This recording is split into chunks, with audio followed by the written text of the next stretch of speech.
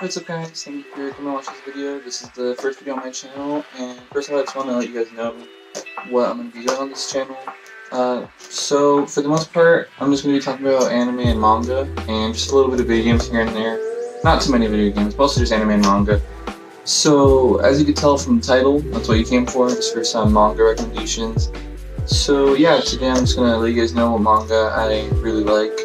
I have more, so I'll probably do a few more videos like this here and there. So yeah, I'll just jump right into that. So this one right here is Teasing Master Takagi-san, or Karakai Jozu no Takagi-san. It's the best I can do. And this is just a really fun story to read, and I really enjoy reading it. If I'm in a bad mood, I'll just read it. And it always puts a smile on my face, and it's just really fun. So basically it follows Nishikata and this girl named Takagi-san. And basically Takagi-san is constantly teasing Nishikata. And it basically follows Nishikata as he gets wrecked by Takagi-san, and he's constantly trying to get payback on her. So it's really just an enjoyable story, and it's not just a skit story. It's not just skits, there's also good character development between Nishikata and Takagi-san. And there's also some side characters that aren't focused on that much, because it's mainly just about Nishikata and Takagi-san.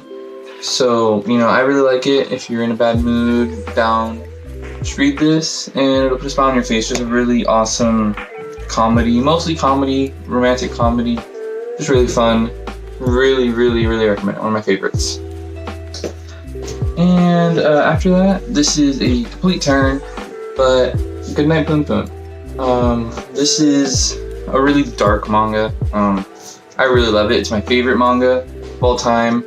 But if you're faint of heart, I really don't recommend you read this, because it's really, really, really, really dark and depressing. But basically you follow this boy right here, Poon Poon, and you follow just his life story and him growing up. Basically you follow just the characters he meets along the way, and his development as a person until the end of the story. And the characters in the story just feel so real, and the world they live in feels so real. And the reason why I love it so much just is because Poon Poon himself is so relatable, and it really helped me get through some tough times when I was reading it, just because I could relate to him so much. So if you just want a really awesome story with dark themes, of course, because it's by Inyo Asano, and he does a lot of dark stuff, then go ahead and check this out. My favorite manga of all time. Really, really recommend it as well. And I guess after that, I'll get into a series I'm reading right now. That's Fruits Basket. I'm pretty sure most of you have heard of this. It's kind of a staple in the manga and anime community. Everyone kind of knows it. So it's kind of, it's a romantic comedy. Kind of reverse harem, but not exactly. It's almost a reverse harem, I'd say. But basically you follow this girl named Toru Honda, and you follow her as she lives in a tent in the beginning of the story, because her mom had passed away and she can't live with her grandparents at the moment because they're doing remodeling, something like that. And basically the whole story starts off when she ends up being able to live with the Soma family, who is a rich and wealthy family in the city they live in. And basically each member of the Soma family is cursed by a Chinese zodiac. So, that's what all these balls are right here, just different zodiacs. So there's, dog, cat, rat, dragon, stuff like that. And basically you just follow her as she meets different zodiacs. And it's really fun. It's a fun read. Very typical for the time it came out. Or, I wouldn't say typical, but just really well executed for the time it came out in. And it's just a really fun read, and I really recommend it as well. After that, I guess I'll talk about this one, just another romance, Horimiya. This is a really typical high school romance, just really, really well done. Basically, I'd say it's about how people are perceived and who they really are. So basically you follow Miyamura and Hori-san, and Miyamura is seen as like an otaku. People assume he's an otaku and a nerd, and that's just because he has really long hair and he wears glasses and he comes off as really antisocial. And Hori-san is a really popular, all-around liked girl in the school. You know, all of the guys like her, all of the girls like her. And basically they bump into each other out of school for, you know, reasons. Just because Miyamura helps his brother, Hori-san's little brother, out. So they end up meeting each other out of school, and they realize, wow, Miyamura is so different from what I thought he was. And basically it bases off of that, and you get to see their relationship develop into, you know, something more into romance. And you also see other side characters like these two people right here, and they're really interesting, really awesome side characters. Overall, it's just really it has really good comedy, it has really good romance, and, you know, good slice of life elements.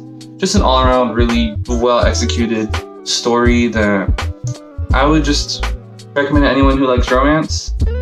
Really, really fun. And next off, everyone knows this story. It's classic. I would say it's classic already. Tokyo Ghoul. This is Tokyo Ghoul Re, but I am talking about the original Tokyo Ghoul. As far as Re, it is good, but it's nowhere near as good as the original for me. Just not quite hitting it off like the first one did for me. I'm gonna keep reading it. You know, maybe I'll drop it, but I'm gonna keep trying to give it a try. Like, just keep trying to read it because the original was so awesome for me.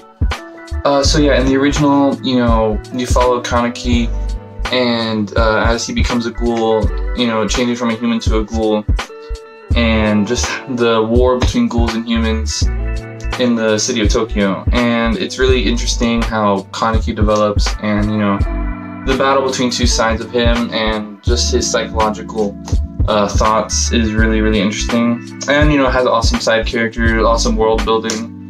Yeah, so Tokyo Ghoul, probably pop a picture for it right here, but everyone knows it, so if you haven't read it, just go check it out. And last but not least, another personal favorite of mine, another romance, Kimi ni Todoke, or For Me to You in English. This is a really, I would say cliche, I guess you could call it cliche, but it's just really awesome. I mean, I don't know what to say. I really love this story. Basically, you follow Sawako, and she is seen as a ghostly, scary figure in the school. You know, she has long black hair and pale skin, and everyone, you know, talks about rumors of her being able to sense ghosts and stuff like that. And we also have Kazuhaya, who is, you know, the perfect boy. You know, girls have like a fan club for him. They all, you know, really love him. All of the guys follow around him. Basically, he's just a really social character, and everyone kind of just, you know, like a magnet to him just because he has that aura that people really like and feed off of.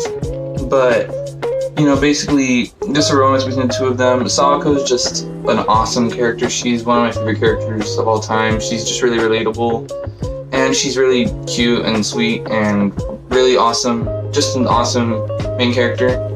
And there's also really awesome side characters. These two are some of my favorite characters of all time as well, because the side characters also get really developed really, really well. They also have their own, you know, side stories, their own romances, their own, you know, hardships. And basically just follow them as they go through high school, and they do high school stuff, and, you know, like, it's just really awesome. I mean, these two just have an awesome bond that you don't really, that's just really well done. And like, I haven't really seen many other romances that are, you know, as believable, and just, you know, you root for them so much in the story, and they're just really awesome to follow. So yeah. And I guess as a quick shout out, I'll just talk about one other manga I've been reading, Komi-san. I'm pretty sure everyone's heard of it by now if you've been in the anime community recently, or manga community. Basically, you follow Komi-san, who has communication disorder, and Tadano, who helps her try to make friends. And, you know, you follow them as they meet, like, really unique characters like Najimi, who's really funny and really weird, you know. And you just, you know, Komi-san's an awesome character. She's like, you know, just so loved in the community right now, and it's not, you know, there's a reason for that, because she's just an awesome character. She's super relatable, super cute. I mean, like, you know, the drawings of her are really awesome. and she has different forms that she goes into when she's in like different moods and feelings. So yeah, that's a really enjoyable read. Sadly, it's not officially published right now, so you're gonna have to read it online somewhere, which I don't like doing. I prefer reading like physical copies, but it's just so good that you can't pass up on it. So that's definitely I highly recommend it, as well as all the other titles. Just all the titles are awesome, and if you haven't read any of them, I recommend checking them out. So if you enjoyed this video, leave a like. If you want to catch up on some of my other videos I'm going to be releasing, anime, manga, just hit that subscribe button if you want to. And peace out, guys. See you in the next video.